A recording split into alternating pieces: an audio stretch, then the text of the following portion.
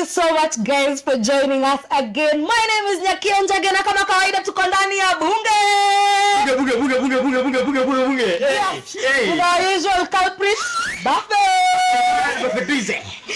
Yeah, Buffett. Yes. Tumemaliza tu kupiga stories last week. Now we are in another new week. Okay. And guess what? Bado tuko na vipindi. Lazima kipindi lazima back to back. Aya, let's start off with floods in Nairobi. Okay. Kukanyesha. Kuna jamaa hadi alibebwa kutoka South Sea all the way to JKIA. I saw the video by the alikuwa ameparara one side ni kama yani ilikuwa imemlalisha na side moja kwa mtaro. Alikuwa ya Nairobi manzi kwa mwili yake. Yeye na soil erosion walikuwa hivi.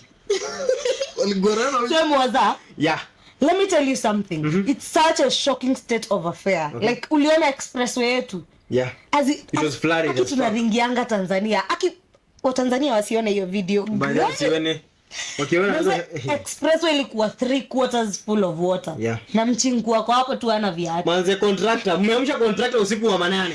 Usiku wa disaster management. Amekuja na reflector green, akona simu yake ka iPhone. Anasema hata nimulikia jamaa wapite bana. Manze, a whole contractor. That is such a sad state of affairs. Wacha nikuulize. Hao wanafunzi wanafanyanga disaster management. Wanaenda wapi? Okay, alafu tena see the ones were supposed to come up with the kind of disasters that might show up in future.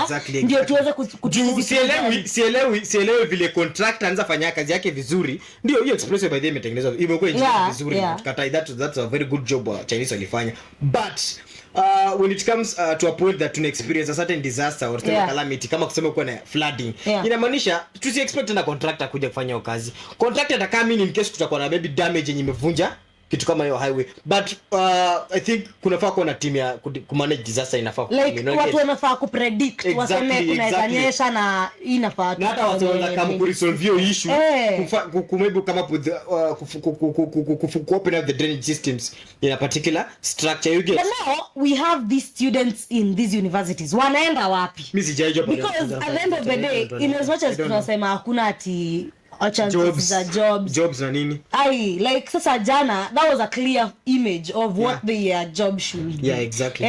Lakini pia let's come down to that. It was not only the Expressway, ilikuwa Nairobi yote Nairobi has such a terrible drainage system. True. As in sielewi mbona manze Nairobi kukinyesha kidogo hivi kuna ka Indian Ocean. Sijaielewa. Sakaja huko nje kitudanganya utakuwa unajenga 75 story buildings wapi? Nikeleleshwa. For what reason? Wapi? Wewe bro situlie kwanza. Let's deal with the drainage system. Na kuna ma high dams zinajitengeneza after mvua imenyesha. Na zitumii dams zinajitengeneza.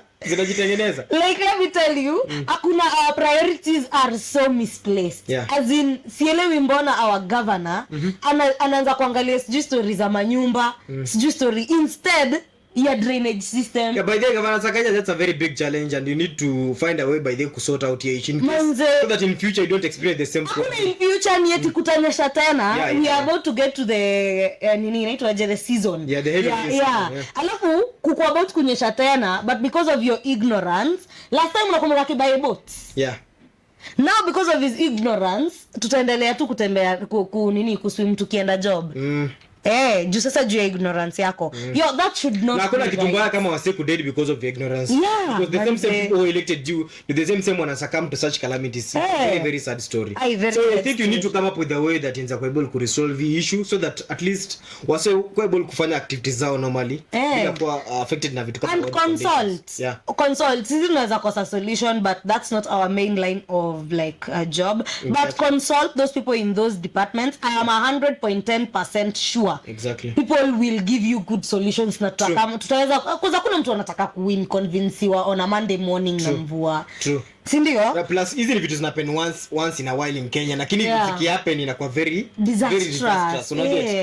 Kuna countries was experience hurricanes, kuna countries experience tornadoes but was na kuangana preparation before that particular event ikam. Na wanajuanga hizi vitu zinakuja within a certain period kwa mwaka so they usually prepared for that particular disaster. But in Kenya unaona ni kitu inakuja once so atufai kuwa na excuse at all. Sindio? Tunafanya kila time. Kuna countries happening kila season wanajuanga we are always ready, we're always going to experience such a thing. So we need to always so they prepare themselves. So tujikakamue ba. Sakaja, up to you, the job is yours. Now as we move forward, Brian Chira. So Brian Chira was buried yesterday. Okay. And from this kuna so much to talk about. Okay. Let's start with the fact that Otile Brown performed Brian Chira's best song. Okay. Now watu wanasema Otile alikuwa hapo atijua alikuwa na chase clout. Ana cloud chase nini? Otile ni msewa ku cloud chase surely. Okay. My message, first of all, my message kwa watu kama hawa ni anytime uko hapo kwa mtandao kazi yako ni ku spread negative energy, ku criticize wase juu wanajaribu kufanya vitu because maybe wako na intentions mzuri mse. Unasaidiaje mtu? Unasaidiaje mtu? As in, what do you gain? What are the gains?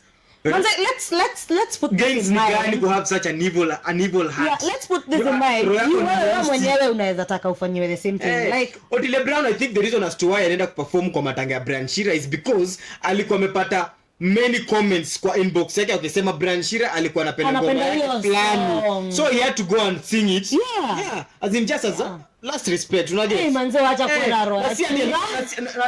It's not that Otile Brown alikuwa anajiona na Chira. Otile Brown alifanya out of the goodness of his heart. Yeah, ilikuwa out of goodness. Kwa ukweli, if it was in a good setting, Otile ende aimbe, hawangesema vitu kama hizi. So wacha kuweka ati ya bad setting ikanikali fanya kitu mbaya. Ingekuwa ni harusi yako Otile Brown na kusurprise, ingekuwa sasa jimekuwa ni matanga. Otile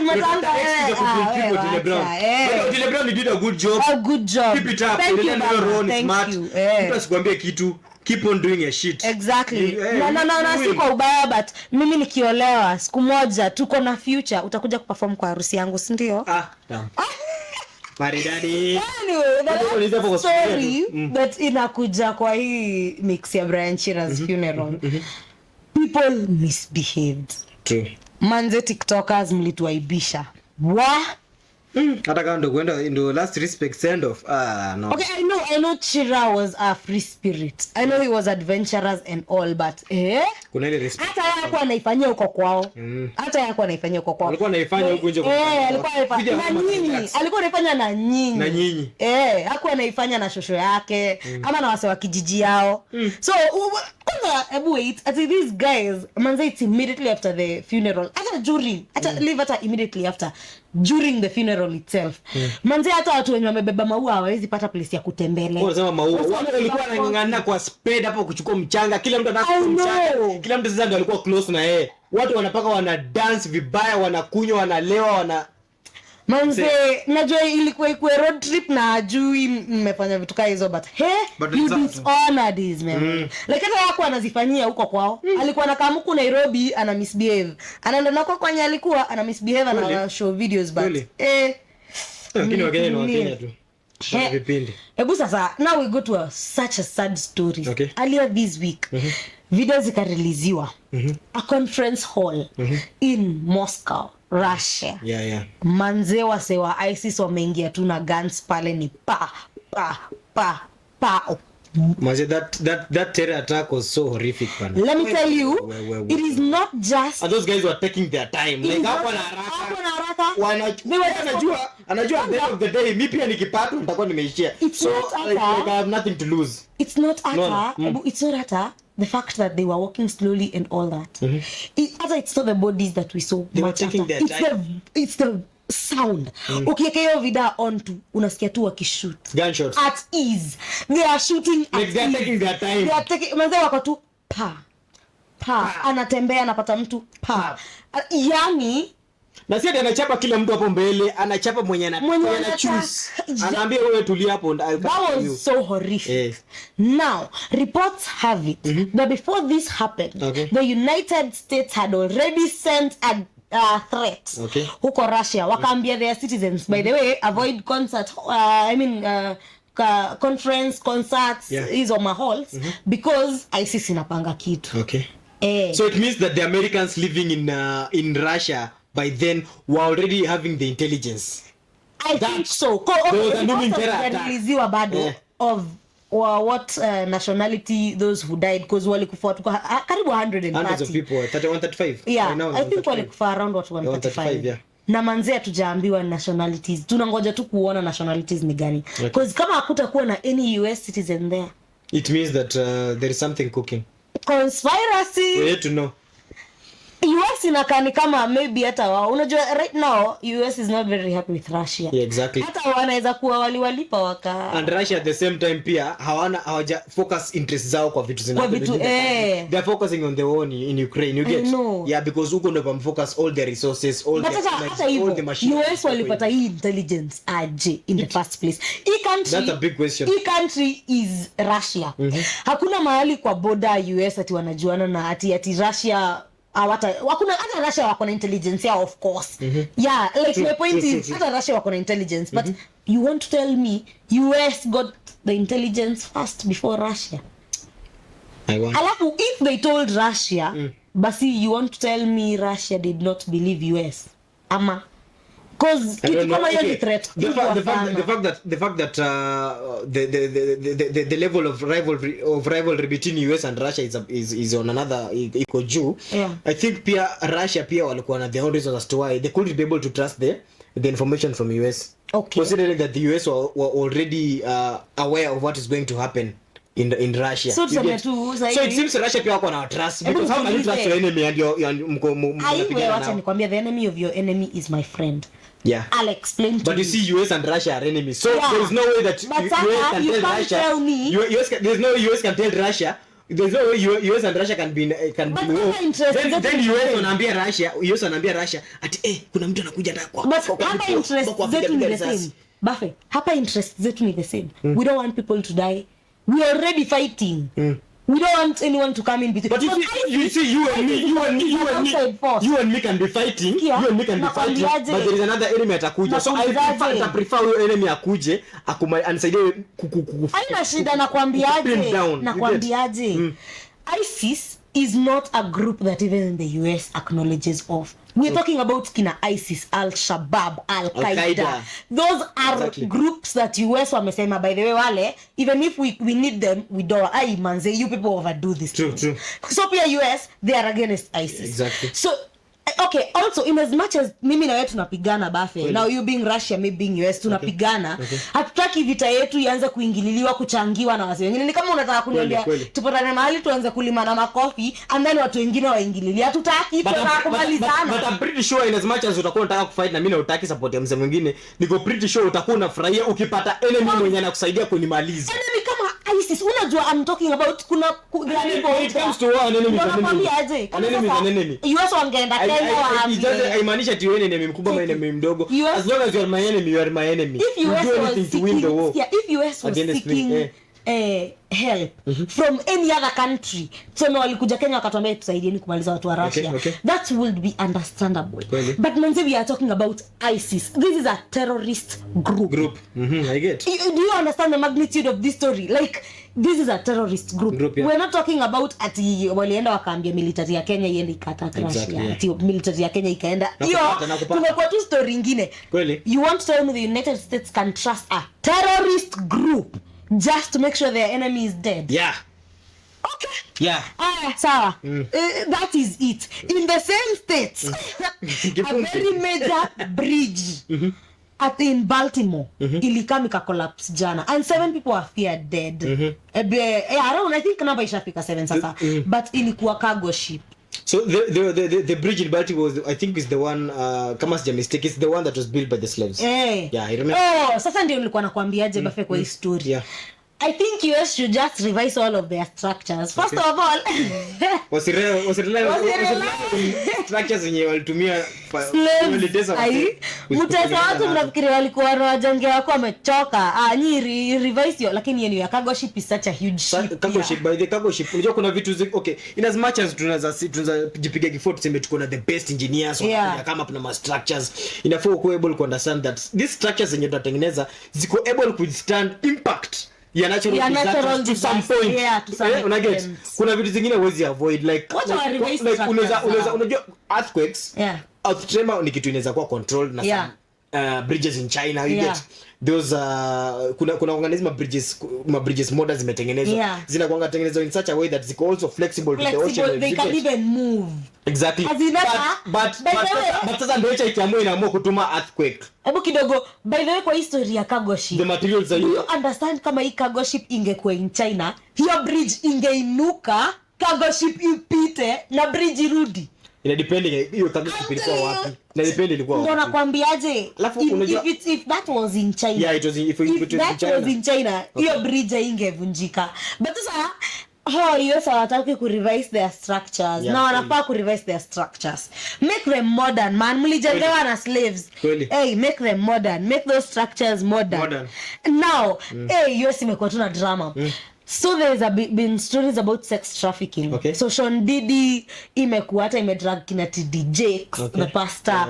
Hao wase wanachukuanga hizi wanatupanga hizi events, aka concerts kubwa, only take this small artists kama venye mimi na Esther tunaanzia, tutaitwa huko sasa ati sasa tuinitiatiwe, tuingishwe kwa, it's like a whole cult, manze, tuanze kuabuse wa nini if we want they're just extorting us, okay, although they still give you fame at the end of the day, because you have to pay the price anyway. So they make young artists pay the price for them to figure to a specific level. Do you think it's worth it? It's not see worth it. Do you think it's worth it? Because number one, at the end of the day, wewe ndio msionenda kutumika, whether you like it or not, wewe ndio utatumika tu. So I think the reason as to why unapata wana targeting certain age group ya youth ni kwa sababu wanajonga that particular time youth kwa vulnerable because wanakuanga na so little access to maybe things zenye zinafanya nini zinaweza wasaidia kufungua career paths zao, una get. Now that tunapata youth hana job, unaona, ako likely to fall into the temptation ya kuchukulia kwenda kwa event yenye anajua itamsaidia nini kufika kwa dream yake kwa urahisi, you get. But amesahau the dangers zenye zina revolve around the decisions zenye make, una get. Either way, hata wamekizo decisions, bado these guys give them what they want. As in see it in issue you have been given what you want, but what are you giving back in return? You're giving back your soul. Ndo nakwambiaje, it's not a one way transaction. Exactly. Like hata wao they are keeping the end of their bargain. Exactly. Like kama hiyo story ya venye na kusho, kama sasa wanaambia wase wauze roho zao ndo kufanya ukue famous. In as much as tunasema it's not a one way transaction, ndio it's a two way transaction. I give you my soul, you give me my money and everything. You give me everything I want. You'll get to realize that it's an unfair deal. It's an unfair deal because this young guy, it's an unfair deal because this young boy or girl umechukua, yeye hana information about what is going to happen to him or her. No, some of them are not aware of the consequences. You cannot take a 14-year-old child or a 17-year-old girl mwenye ko in desperate need of mwenye akona desperation ya kutafuta do, then unaniambia ako aware of the dangers. Ukimpeleka kwa island anajua tu I'm just going to the island to have fun, to get some exposure, then after hapo ananikanja mado, I'm supposed to do a certain job, maybe if it's cleaning or something, I don't know. But yeah, eventually kuna kitu anaenda kuoffer in return. Kina Didi what they are doing, they invite you. No, Kina Didi what they are doing, they invite you to these wholesome events. Okay. Then they lay their contracts on the table. Wow, see it. So what if, okay, my question is you've been invited to an event, sindio? They've already tabled the contract. They've told you this is the contract, I want you to sign this so that you're able to get this or benefit from this. You get? So what can you do? Mimi nasemaje? Because I'm pretty sure if you decline to sign the contract to my the treaty, opinion, your life will be at stake. Wewe unasemaje? Unasema do not sign. You're wasting your life. Mimi nakwambiaje? You're the author of your life. At this point, mimi siwezi kukataza kufanya anything. Tuanzie tu hapo. Kila mzako na maisha yake. Number 2, ukiingia kwa kitu, you know exactly what you're doing. But then you should be aware of the dangers. Hakuna vile unaniambia, Bafe, leo niamke. I've never met Nyashinsky. I've never met Nameless before in my life. I've never met BN. Then siku moja niamke, they send me a message. You're invited to this event. And there is this contract you're supposed to sign. This particular venue. At this particular venue. Okay. Do you mind coming? from that very moment, okay, do I mind if I go? I am going to make, I've already made the you've decision. already made up your mind. Like unajua unaenda kusign, huwezi enda kukataa huko. Exactly. Okay. So acha nikwambie, in as much as it's not worth it, it's your decision to make. Na kuna wale watoto watakangi ku live for long anyway. True. Kuna watoto high risk high reward, so if you're ready to get whatever life can offer, if you're willing to bargain with your life, be ready to pay the price. Lakini tusiwakataze, it's a decision you guys decision, by the way, ni mzembigi, mtu mzima, make up your mind and do your best. Our doctors are still on strike, but magonjwa si inasimama na vifo si zinasimama, but our doctors are still on strike. What do you think should be done? Juzi nimeona Sakaja ameketi pale kwa kiti ati ana threaten madaktari. You need to go back to work or else. Okay, maybe unajua pia saa zingine in as much as tunaweza kuwa tuna blame us in government because our able to serve the people who elected them to office. Na tumekuwa experience this thing for quite some time. So I think it's time that pia sisi wenye tuko huko chini, the common mwananchi, it's time that we also need to learn and find a way out. Okay. Of poverty. Okay. Tusikuwa tuna rely kwa our government. It is the same narrative. It's their right. But the problem is it's your right. But nobody cares about your right. What can you do about it? You find a solution. Find a solution. You know, that's the bitter truth about it. You get. Lakini tumezaliwa. Wewe umezaliwa juzi. Maybe I think 1998 or something. Umezaliwa juzi, umeona governments zikikam, zikienda. Wasaki kwa wana complain over the same issues. Yeah, come, go. Unataka pia ufike mpaka mzazi wako uanze kucomplain. Okay. Mtoto wako pia apite through the same phase. Au unaniambia wewe utapata solution. You're very right. It's very difficult kupata job, but we can always find solutions. Siwezi kudanganya. You're very right. Yeah. Mimi siwezi kata, you're right. Yeah. But that's the downside of what you're suggesting is quack doctors. Because if at all we are going to find solutions, for us to employ more doctors, we need more hospitals. That's where quack doctors come in. So we start experiencing quack doctors. Okay. Number 2, we will start experiencing placebo medication. Okay. In that, juu ule mse anataka kuanza hii hospitali, juu hapati enough money from the government na anawako gava. Umse atakama fungue hosi yake na aanze kukupea madawa imbo. Kweli? Si jokes. Anze kupea madawa imbo, akupea madawa imbo at a cheaper price ndo pia yeye apate do. So on the downside of your find a solutions, fine. True. But kuna downside yake pia. We will start experiencing quack doctors. We will start experiencing fake medication going everywhere. We will tutakuwa tuna issues. I get your point. Yeah. But people also need to understand one thing. Kuna kitu happen but wase inakwanga overlooked sana. Yeah. During the seme unaona time kumekuwa na revolution kwa technology. Things are being invented, things are being innovated. Some countries, at the moment technology is replacing jobs. But this is something that is being overlooked. There are in some countries that we have companies. We've got automated production lines. You get.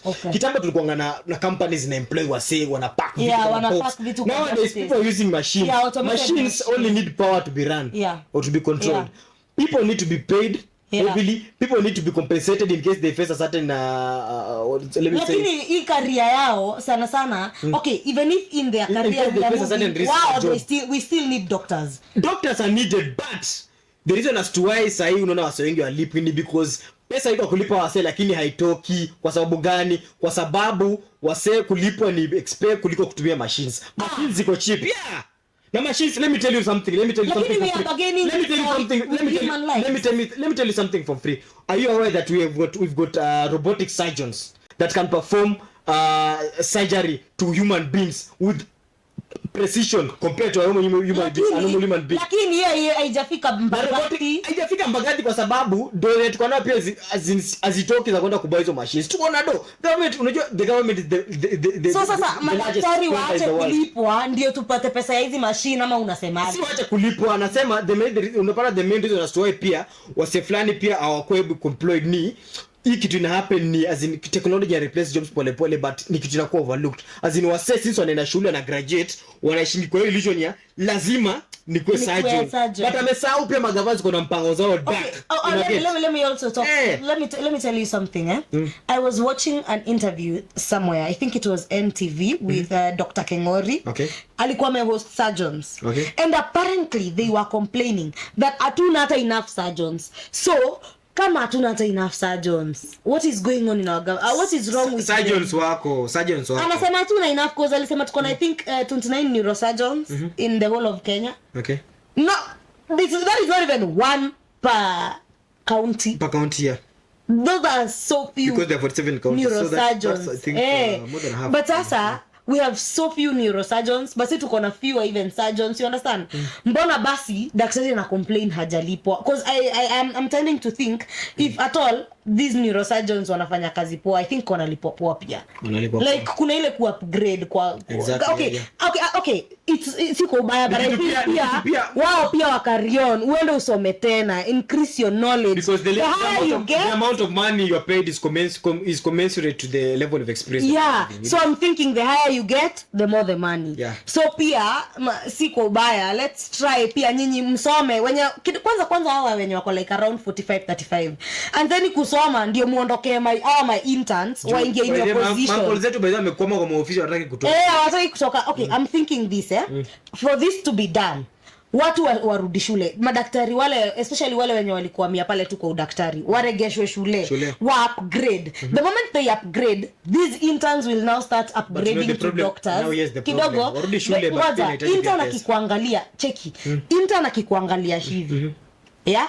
Anatamanio mshahara uko nayo. Huyu daktari yako kwa hospitali anasema hajalipwa, analipwa at least 60 Gs per month. Intern anakuangalia bana, intern anapata 20k. But 60 Gs ni kidogo kwa. Sikia venye ndo nakushoaje. Huyu intern ako hapa analipwa 20,000. Pia anaangalia yule daktari anasema I wish ningekuwa nalipwa 60,000 kama wewe.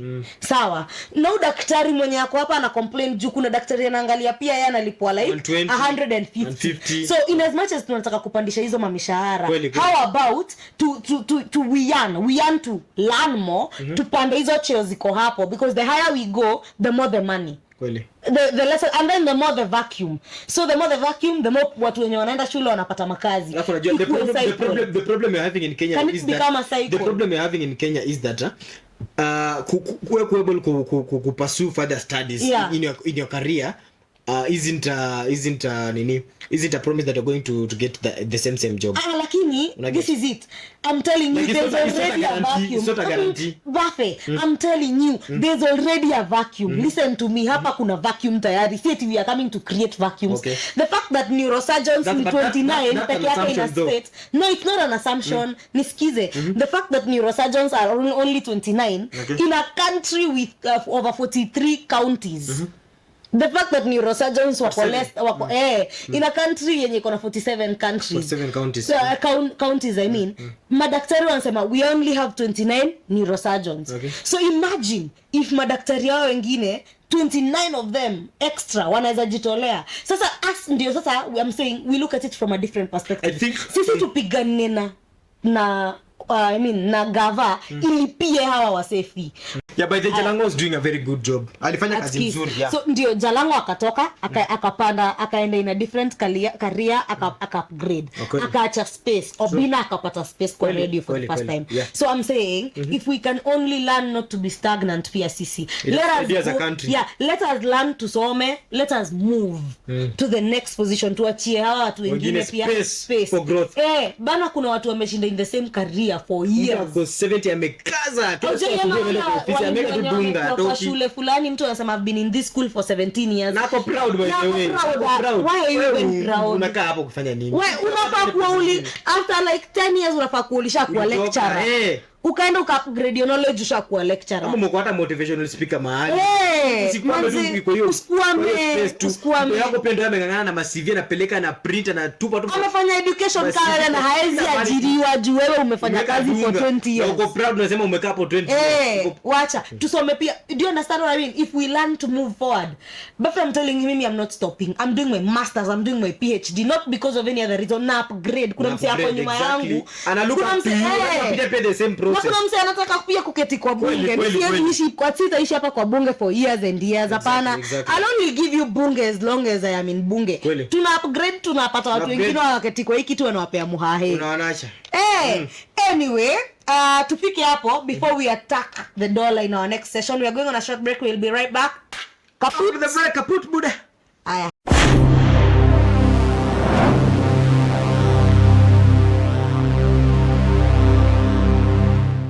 Welcome back. Of course, this is Bunge. Hey. Na mimi naitwa Nyakeo Njage. Bafeman. And we're here to tell you what has been happening throughout the week and talk about important issues that are affecting our nation. Yeah.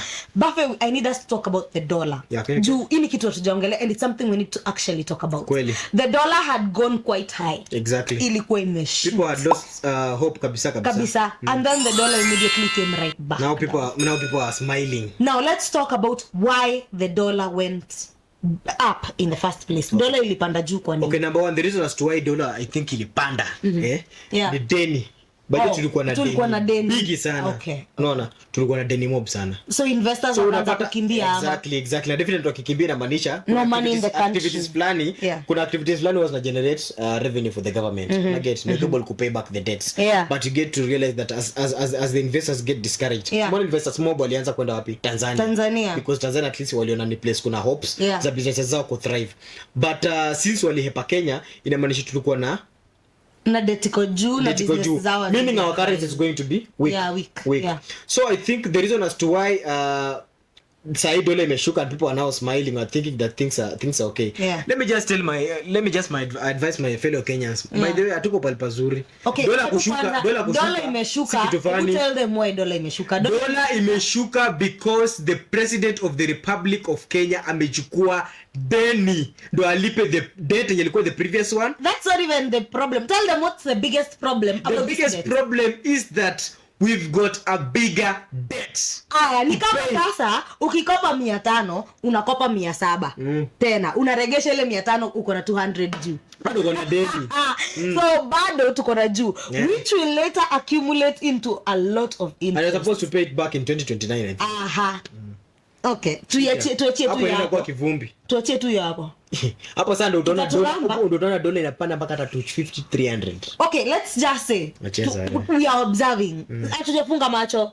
We are observing. Unless sisi ni wajinga tujui hesabu inapigwa but hivyo ndio vitu. Now msikuwe happy create dola imeshuka mko safe. Lakini now that dollar imeshuka, enjoy while it lasts. Do not nini enjoy. Atujui taisha lini, but enjoy while it lasts. Because mbele utaona kivumbi. Now let's proceed to NTSA. Okay. So imefika mahali NTSA sasa wanashika pedestrians wenye watumii footbridge. As long as you're not using a footbridge, unashikwa na NTSA uko ndani. And I think that's a good move. It's a good move, but mi pia naweza sema footbridge pia si ati ziko enough. Okay, ni kweli, but wewe kama uko place kunayo, mbona usitumie? Okay, footbridge inafaa utumie because kama pedestrian pia kuna akili ile. Akili ya kuzaliwa lazima utumie tu, una get. Juu maisha yako unajua ni kitu ya muhimu. Unataka kusha vizuri, barabara ni place wewe peleka huko carelessness on go to any time. Because if let me just take you back. If you look at the death of Brian Shira, the TikToker, may soul rest in peace. Brian Shira alikuwa labda hata na option labda kutumia footbridge. But maybe unataka kucross barabara. Na hiyo time mwenye kwa lori labda anapeleka goods mali. I think alikuwa na kanta. Utapata labda msakanta labda alikuwa anapeleka ana dispatch goods anafaa by the way alikuwa kwa haraka, so hakuwa expect barabara because hiyo barabara vile imetengenezwa exactly usiku expect mzee kutumia barabara and expect only kuona incoming vehicles, lakini watu washikwe. Let me tell you, I know we do not have enough footbridges in Kenya, of which tunaambia serikali by the way tuwekeni footbridge, atumind kutumia. Kwanza Ngong hata I think footbridge ni moja peke yake. Na iko Rescos Ngong Road. Rescos peke yake. It's just one na iko complete. I know. Wamejenga ma sides hizo masters zinakuanga on the sides. Na hawajaeka hata anything. So I'm telling you like tujengeni more footbridges, we want to use them. Meanwhile kama uko mahali kuna footbridge, tumia tu. Manze, your life is more important. You're worth more to us alive than dead. wewe tumia foot, we don't want to start mourning you. So where's NTSA washikeni, shikamatani hawa jamaa, kamateni ya watu watu watumie, wakamate, watoe fine, hiyo pesa itengeze nayo footbridge. By the way hiyo pesa ndio itatutengenezea footbridge. Wakamatwa watengeneze. Na Kenya mkichukua pesa tena tuone pia footbridge ikitengenezwa. Tena mnachukua na tena hatuoni penye inaenda. Mkalisha watu wako. Pia sisi tuko na watu nyi wacheni. Aya, now let's talk about, we don't know what's going on in NRG Radio. Okay. Mwalimu Recho quit NRG Radio, joined Radio Africa. Okay. And now Mwalimu Recho. Yes. Where? You know, she's been there for a while. They were some of the people who started in that. Those are some of the people when you ungefikiria. You couldn't even imagine such employees wangetoka. But Abena Radio Africa. And then today morning, being the 27th. Okay. Nanipi ametoka DJ exclusive after 6 years of service at NRG Radio. Hajasema tu kwenye anaenda, ametoka tu. Okay. Destination yet unknown. Unknown. Okay. Unknown. Yes, na pia tuko pale kwa Radio Africa. Radio Africa, these guys are poaching people. Approach watu, but definitely unajua pia unaona sasa these are corporates zenye ziko na sema kitu kama rivalry ama niseme ni competition. Let me call it competition, say rivalry. Competition is a good term to use in business. So utapata maybe wanachukua wase wao ndio wa weekend system yao, so that they dominate in that particular field. It's always a competition. Okay, so I understand, like wherever there is more money, go. Yeah, greener pastures mseenda. Greener pastures enda. The good thing ni mmeserve huko na mmetoka kama mko in bad blood. That's a good thing. Upgrade. We wish you good. Yeah, we wish you well in your endeavors. All the best. All the best. And then kule mwin na mtambarize. But kama kuna inside story nyamtaki kutuambia ama kuna kitu ile happen kalilipuka, pia mnatushow tu si mbaya. Ni experience pia mtakuwa mnaenlighten pia watu wanataka kufanya kazi kwa radio. We can learn from you people. We can learn from you, by the way. Yeah, we can learn. Let's talk about the proceedings of the DJ John Falme's case. Okay. Jana lawyer wake alikama ako like postmortem ilifanywa, ukaambwa kuna underlying issues. Then you people are saying mmeshika DJ John Falme for 14 days for investigation. Inafaa kuwa ashikwe and then investigations zifanywe ama investigations zifanywe and then akiproviwa guilty ashikwe. The second option is the best. Okay, now the second option is the best that doesn't look like it's working for them. Okay, the reason why people are detained apparently for some days while the investigation is going on is so that they cannot tamper with the witnesses. With the witnesses, yeah. Because witnesses that particular time wanakonga in fear that anything they may say after hapo maybe the defendant can come and sasa swali yangu ndo ilikuwa zile za DJ John Falme ni state witness. So mbona anashikwa? I think there's more to this story than we actually there's more to that story. There's more to this story than we know. Because kama yeye ni tulisoma juzi ikakuwa he's a state witness. So if at all you're a witness, wende unafaa kuprotectiwa, not the other way around. Not people being protected from you. You're the one who's supposed to be protected. Mimi naona kama there is so much. I think tutangoja tu unfold pole as we observe tukwe tumekaa. Yeah, they are yet to disclose the truth. Unjua uzuri tu kana ukweli itajulikana tu. Ni tuipe tu time then. Tumuombe tu umejenga I hope me I just pray that DJ John Falme akwe as in on the safer side. His reputation yake build for quite some time, and it will be so painful kuona mse kama huyu akikuwa sentence or maybe charged because of something that kitu ndogo tu unexpected. Lakini si kitu ndogo, unajua hapo kulikuwa na life. That's not something small. By then normal. You know normal. Life imprisonment normal. Let's talk about Monkey C, Monkey Do. In Rongo University, shule imefungwa indefinitely due to elections.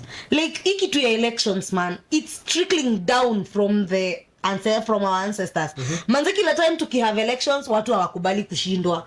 Like sasa ona hata Rongo imefungwa. Why are we tunafunga shule kwa nini juu ya elections? Because utapata hii kitu imekam kwa sababu ya vitu pia mko experience wakiishi, una get umekonga mdogo kigrow up, unaona vitu wase wakubwa wanafanya kwa siasa. So definitely you're going to embrace that kind of culture, that kind of barbaric way culture, man. Because but I think PCC it's 2024. this has to come to an end. It's 2024. This has to come to an end. Kweli. Sisi ndo tunajua better kuliko hawa wazai, by the way. Tusikubali. Hakuna vile shule inafungwa juu ya election. Inafaa kwa kwanza shule election zenu ni kidogo sana. Mbona mnavurugana? Nini mnapigania kubwa sana? Na si ati president wa shule ati sasa pia ati ni mtu mkubwa ile sana. Atakuwa na deal hapo rongo hapo. At least you ni position ina prepare to future. If kama akona dreams zake kwa leader. Ni preparation to it's just a way of hiyo in the next tuseme 2027 tukiangalia CV yako tuone unatoka Rongo University, hatukuchagui, hatukupei ticket ile, si kwa ubaya. Mimi sikuchagui, tunakurusha nje. Mimi nitakuwa naangalia kila mtu na mwenye anasimama, naangalia umetoka university gani. Kama mmegoma within the last 5 years, manze, I'm not voting. Tunakurusha nje, hakuna ticket tunakupa. There is so many ways to solve a solution. Kama saa hawa Rongo wanatuesha. Anani wao watasimama 2027, msiwachague, wanatuesha watu wenye wao ni vitu ngumu. Msiwachague. Unasema kusimama, utasimama hapa na hujapata ticket. Hapo kwa nomination tu kwanza inakuwa tu ngumu. Hatukupei. Pero hapo. Hatukupei bali. Kwa contenders kwa party mnatafuta ni ticket nomination. Sisi hatukupei, wewe utakaa ni unataka. Kama unataka ku thrive in chaos, mtu yangu. Hapana, sisi tuko peaceful by the way. Bana resources zinaweza enda mingi sana. Ndio wamekuwa umeona violence imekuwa kwa hii country. Nikuuliza, hiyo ndio vitu vimekosa mashida zote tuko nazo. Alafu unataka mtu na energy yake akuja ande kuchafua. Hatukuchagui. Kama tutakuwa tunaangalia Rongo University, not voting. Utakuwa tu gun. Wewe enda ukachagua utakupea. Acha nataka peaceful elections. We want peaceful election. Nyinyi ndio mnatuonyesha, you're the leaders of tomorrow. Mnakuwa prepared say if you don't behave right now, we will wait for you in the future and we will not vote for you. Mani liko distractive hivyo, unaona kakiti. Na sasa ukipata facilitation. Wewe acha, wewe pia unachoma. Haya, as we proceed, ametubona wengine sasa wako hapa karibu kutuboka kabisa. For the first time in 7 years, Kenya Airways imereport an operating profit of 10.5 billion. No man. I just get big time. For the first time in 7 years, nigga. KQ, you're the pride of Africa. Bana. You're the pride of Africa. Sasa nimekuwa the pride. You ni comeback. Wanasema the comeback is always greater than the set. Tukuna time KQ alikuwa na tuendelee vivyo hivyo. Ndio nasemaje? Tuendelee vivyo hivyo. Corruption ishaishe kidogo. Man, you're the pride of Africa. Corruption iendelee kuisha. Hawa watu wenye wanareport hizi profits, handle your customers, your clientele. Hiyo inamaanisha basi wasomokuwa in office previously basi walikuwa wana pesa na embezzle funds. Si ndio? Yeah. Because kama tuna report such a profit after 7 years, inamaanisha wenye wamekuwa hapo for 7 years hata hawafai kupewa any other state job. Negligence of duty. Amfai kupewa kiti yote mahali popote, hata kuwa chairman wa mazishi. Haufai kupewa kiti. Chairman wa mazishi. Huyo ataenda na pesa yenu bwana. Basi watampea kwa kupika chai. Ndio mjani. Anyway, that's a big move, that's a big win for us, man. That's a big win for us. I hope to amuko hapo kutufurahisha na headlines. Alafu atimtubo sana Tokyo story. Ngoja niendelee kupata now before we proceed on a short break turudi tena saa tumalizie. There's been uproars over potholes pale wa Yakiwe. Watu wamecomplain. Watu wamecomplain. Sasa ndio Ken wanaanza kuact. After how long? Unajua pia manzenyo wasema kwa complain for quite some time. Tunaishi complain. Watu kitu ngumu kutengeneza. Unajua pia tunapenda kufanya ni kae ngumu. Unaona time yote nyaso amekaa ni kama ati putaiza poto inataka sijui ufanye nini. Poto by the way kazi ngumu kutengeneza. Personally nimekuwa na contractors wenye deal na mambo na roadworks. Ya vitu kama poto si kitu ngumu. Bana Kenha, you don't have to wait for 50 years for you to handle other people our business. You are there for a purpose. Ni Kenya National Highways Authority. You be the authority. Manze tutengenezeni. Alafu hata ni watu wa Yaki wali complain ndo mkaenda hata hawajaingia na huko ndani sasa. Hawajafika kule zangu aje uko mbali uko past hapo West. Ukiingia Kangemi Uthiru, Kikuyu amjaingia huko bado. Juu huko pia potholes ziko. Ni mob. But I think at such a time kwa country yetu to shida tunafaa kuwa na deal nazo si za kuziba mapotholes. Very true. Hizo vitu za kitambo. Bana. Hizo vitu bana tungekuwa na deal nazo after 2 independence. Stop. Barabara za tengenezo tukimaliza. Tunataka deal na mapotholes. Acha nikwambie. Just a minute. The moment you see tuna deal bado na shida za potholes inamaanisha number 1 contractors wenye walipewa kazi ya kutengeneza barabara, hawakutengeneza vizuri. Mimi wanatengeneza barabara na labda layers kidogo. Unaget barabara imetengenezwa na standard qualities. Barabara ina serve for a certain number of years before ifanywe hata any sort of service or maintenance. Unaget mimi nasho mbona barabara za US ziharibikangi after every 3 days. Ni sisi tutasikia you leaders mnajaribu kujisafishia CV, mnatujengea barabara mbaya. If you cannot build a road, don't build it. Wachana nini nayo. Kwa sasa mnajenga vibaya, mnapea contractors hawana mado. Alafu ndio kiziba potholes, wanafanya saa pothole inakasa kama ni mlima. So ukipita kwa barabara sasa na wale watu sasa wenye na juu sasa ma Audi zimeanza kufika huku kwetu. Ma Benz ziko chini. Tena service. Kila time juu gari yako iko chini lazima iguzwe. Hadi sometimes hivi hata umefanya sasa madereva fulani wanakuanga na hii habit ya ukifika place fulani kuna barabara unaweza kupiga kona ndio upande hapana. Piga kona hivi na ugonge mtu. Build a standard roads. We are going on a short break and we'll be right back to malizia the show. Mambo mbaya.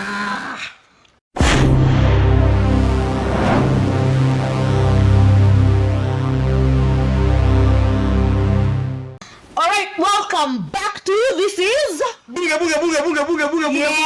You're with your usual peeps. My name is Nyaki Onjage. And I am Buffyman. Yes. Na tuko hapa kuongelelea story mrefu zenye mnafaa kuchangia. So hit that subscribe button, like and notification bell, you know. Boom. Of course. So what nakopea what has been happening in your country with our own opinions. Affecting the society. Yes, and we give our own opinions. So wewe kuja pale kwa comment section tuambie what do you think? What do you think? Engagement. Yes. Na tutaki pia useme ati venye sisi tunafikiria juu ati sisi ni wa cute. Hapana. You just speak your mind. We are ready for you. Anyway, right. Doctors have started highlighting hii issue ya people misusing antibiotics. Because apparently ina cause kitu inaitwa antimicrobial resistance. Atari. So the more una like ukiumwa hapa na kichwa kamara moja, ukiumwa hapa na kichwa kapanadol, ukiumwa hapa na kichwa you just taking antibiotics everywhere. Madaktari wanasema ita cause resistance kwa mwili yako ile time when you actually need that. Unajua hata mimi si daktari, but what I can say about mimi nimeishi nikijua that kutumia antibiotics ovyo si poa juu ina tamper na immune system yako. Inafanya pia sometimes ukitumia antibiotics na labda time of kuitumia inafanya eventually mwili yako inaweza kuresist the same drugs, so inaweza kusaidia so I think that's a very a big problem that we are experiencing at the moment, because ni report pia by the medical kuna waseme kwa under medication, kuna waseme kwa wanaikuwa under medication but unapata hizo drugs haziwaka, in fact zinawaka against so ndo nakwambia hiyo kitu inaua watu. So mimi kitu tu nitasema please go to your doctor. Over the counter drugs si mbaya. Wewe si daktari. But wewe si daktari, go see your doctor. Also, do not be so sure ati hiyo kitu unajidiagnose nayo ndio you are ailing from.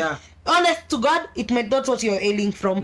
Now, that's what you call vertigo. Stop taking, you're misusing drugs. What you misuse drugs, it's wrong. Now let's talk about Wyoming. In Wyoming, the governor has signed a bill banning gender reassignment surgery for minors. And on the same line, in Florida, minors by next year, I think next year, minors of the 2025. Minors of the age of 14 and below. Social media accounts zao zote zinakuwa banned. Big move. I want us to talk about these two stories in one. Hebu tuanze na gender reassignment. So number one, gender reassignment, I think ni kitu ya upuzi sana. Personally nikiwa president, nikiwa in such a position, siwezi kubali any organization exist with such a motive or with such an objective. Siwezi like exist to kwangu already you're an enemy. You're a public enemy. Let's coexist. My stand because the reason as to why nina believe tulikuwa created man and woman because there is something that is expected from us to work together, you get to reproduce, una get. I will say when the dem unakuja unataka kuwa boy, ama unataka ni boy unataka kuwa dem, una get. I make sense at all. Let us respect nature, let everything balance, and let's allow life to flow the way it is. Let me tell you my take on this. I get your point very clear. Whether you are the man and woman thing. But the more we grow, you don't know where your curiosity takes you, and that's fine. Curiosity, but now mimi nakubaliana na yeye because ni watoto. Tuanzie tu hapo. Kama watu wazima in their ages that 20s, 30s, 40s, they still do not know themselves. They are still too curious about their own bodies. Why are you telling me mtoto wa miaka 14 na kama ananiambia mama I want to be gender reassigned, I'm not a boy anymore, I'm a girl. You don't even know what you're talking about. You have so many hormones running in you. Papo mke kwa drip kwanza asubuhi niulize na nini. Wewe make decision gani? Wewe kwa 14. Ebu tell me kwa 14 vitu ulikuwa unafikiria. Cause au kwa 14 mimi nilikuwa nafikiria tu kwa boy, yani nilikuwa nafanya tu vitu zenye maboy wanataka nini kufanya, unaona? Like ujinga, hiyo ni ukiangalia sasa what you're doing then was so stupid. But at least it make sense kuliko kufikiria. Ni sawa, I'm just saying then ukiangalia sasa whatever you're doing then was so stupid. You can't even do it right now. Young and stupid. You are young and stupid. And then you want to tell me unapewaje right wewe ya kureassign your gender and yet you're young and stupid. Hufai kupewa right ya kureassign your gender when you're that young and stupid. Unafaa kuwa unasema dichotomous key. Wewe kama dichotomous key, part of a grasshopper na utulie. Touch test. Stay in school. Hapo kwa biology and chemistry. You don't even know what a pipette is. You don't even know what a barometer does. Pythagoras theorem. Hey, you don't even know these things and yet you are. Hata hujui Archimedes. This principle. They don't even know who is Charles Darwin. You don't even know Bartholomew of the Bible. And you're saying you want just Neanderthal. And you're here you want to reassign your gender. Wait kidogo. Kidogo. Utatandikwa wewe. You need to be tied on a people. Yes, you will. Are you weak? Ati you're so young. Hii kitu inafaa kupewa watu wako above the age of 30. You want to be at least hapo wewe ni mzima. Tutakuacha kitu kufanyikia hiyo ni shauri yako. Lakini 14 utasoma syllabus. Na in your 20s pia unapewa wazazi wako stress. Shule ya upili. Fika party, reassign your gender the way you want. Stop reassigning your gender with us. Wewe soma mstaikimea udurusu mabuku. Wacha kusumbua hapo. Unangoja hapo kifo kisimani. Reverse gender hapa. Wewe reverse gender. Alafu pia history ya Florida. Watu below the age of 14. Unafanya nini TikTok? Unafanya nini TikTok? Ni saa 9 ya usiku unafaa kulala saa 3. Unafaa revise boys law kisha asubuhi vile. Charles law. What are you doing on social media? Yeah, sex law. Okay. Let us first of all say there are people who are young and are doing good content. Like there's a young boy I came across. I think that guy is like 13, 14. He's doing content ya kupika. He's cooking. He's doing a good job. I think they think hizi ma owners so hizi ma social media platforms wanafaa kufanya. The owners in those particular companies wanafaa kuwa na restrictions when it comes to choosing your niche. Below 14. Like below 14 wazifanya TikTok was come up na content inaongelea kitu fulani. Below 14 you're only limited to certain niche you get. You can be able to do a niche that is related to education. You can be able to do a niche that is related to food or maybe health. Hizo tatu pekee. But you cannot be able to do videos that don't deal with work. Naked. Pedophiles are everywhere. Inafaa hivyo. Inafaa restricted to a point.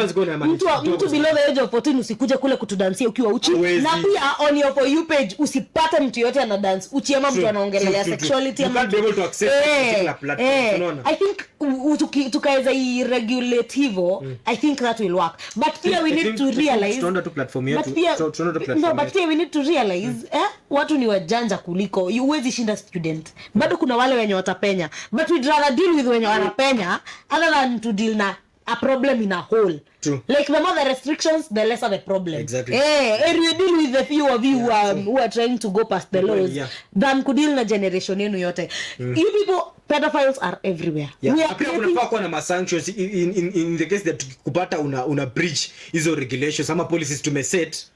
Sijui kama uliona juzi jamaa alikuwa hata si juzi, that was like a couple of months ago. Because the only way I don't know if you saw this, he had posted a small girl's photo on Facebook beside his face. Alafu akasema aka nikaeza kakula sijui matiti yake ni sijui nakaje. Manze listen to those statements. Mtu kama huyo ya moment Facebook huyo msee aliupload kitu ya ujinga hivyo. Anafaa kuwa Facebook ilikuwa ishapigia DCI ameflagiwa amebaniwa kila mahali. Bana. Wamempeleka mpaka kwa community ya Facebook. Watu wali complain na watu wali Twitter ikazunguka sorry I mean X ikazunguka hiyo video watu complain. TikTok watu complain wakazungusha hadi wa leo nothing has ever happened. But I think parental guidance inafai come in such a point. Una get? Nipo kuna wasawana wazazi. Kuna wasa kuna freedom but nipo watu kwa wale wazazi at least wako sen ndipo kuna wazazi machizi. Najua kuna hata Kenya, kuna hata Kenya wanavuta shisha mbele ya mtoto kuna but mimi nasema nipo pia wazazi before pia mtoto wake able kupursue kwa interest yake when it comes to matters concerning the world of the internet. Nipo pia at least mzazi mwenyewe conduct due diligence. Ajue mtoto wake akona niche fulani akona interest na which kind of niche is this. Piga research kama mzazi angalia. Kama ni kutoa kama mtoto wangu sitaki kutoa sasa nataka kufocus na masomo yako. Kutoa kutafocus kufanya nini ukishapita hii miaka after kwanza ndio utoa. Children are when you're in my house you can't be able to talk. Children are reasonable pia and then pia wape a legit reason. Exactly. You know the reasons, wape reasons. Wacha kuambia ni kama it's a law, it's a sijui sit them down. Children understand. Conduct due diligence. Yes. Talk to them. Muonyeshe. Mwambie this is not the right to be able to access the account of your child because you're the parent. It's your obligation kuangalia kujua kitu mtu anafanya. Bado acha kutupa mbao kama mzazi. Anyway, as we proceed with students. So comrades wako pale on TikTok wana complain juu apparently wanapigishwa laini kabla waingie wanapiga biometrics for very long na kabla watoke pia wanapiga biometrics. Bado wanapiga biometrics. So comrades wana complain. Comrades wana complain the fact that they are queuing for so long before they enter wanachukuliwa biometrics na wakitoka pia wanachukuliwa biometrics. Kwa comrades lakini zingine mnakuanga na upuzi. Unajua kuna moves fulani, kuna measures fulani zikikuwa taken pia msiangalie ni kama watu wanawastea time. Hiyo kitu unaenda kufanya sijui financial accounting ama nini. Unaweza enda pata kukosa kuifanya just because ulikataa kufuata the 5 minutes yenye ingekuwa terrorists wanataka sana places ziko hizo loopholes ndio kama terrorists hizo loopholes zenye mnadhani ni inawastea time. Ukiona hiyo biometric kuna akili sana unafanya SG entrepreneurship ama uende ufanye BCom kwa SG gani unaweza kosa kuimaliza hizo 5 minutes zinafanya uweze kumaliza just because uko na mashule waendelee hivyo na si kwa ubaya. We are not saying that ati we are to study you need to study shule ni poa but kuna measures plan hizo measures and take them to the alafu pia wewe kuwa cautious because the moment you leave that gate you cease being property ya shule. So pia wewe the moment you leave that gate my friend I'm begging you continue with the same cautious procedures out there. Usitoke nje gate uanze kuwa na mjinga, acha kuwa mjinga bana.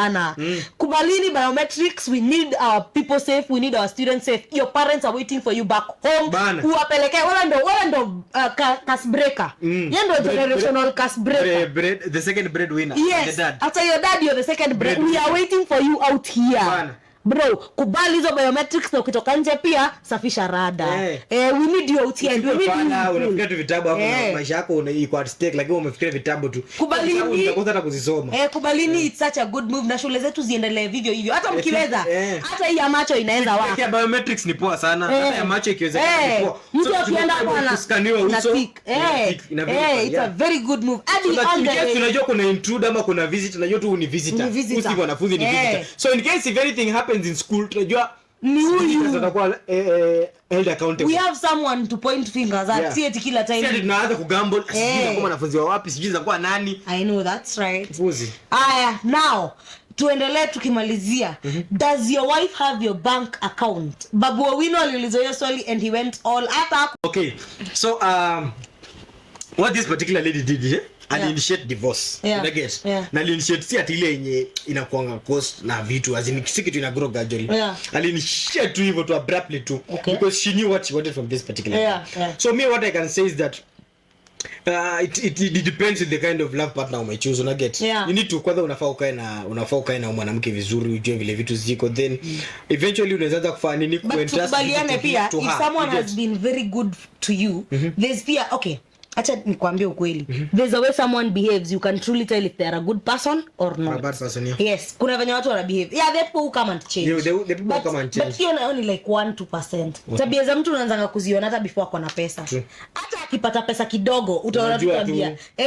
So you predict angefanya so. So soma kuangalia, be keen about the person you're trusting to. True. You're trusting your future with. Kweli? Juu watoi ni future kubwa bro. Kuna mtoto uendadi na mtoto. Divorce na hadi mtoto. So be careful of the person you choose as your spouse, as your partner, anything. Because he can either break you, he or she can either make you or make you. Na pia even family. There are people who are kutakivi soma between the lines. Yeah, be a detailed person. Wa kuread red flags and assume. Let's read not unakuwa carried away na halo effect.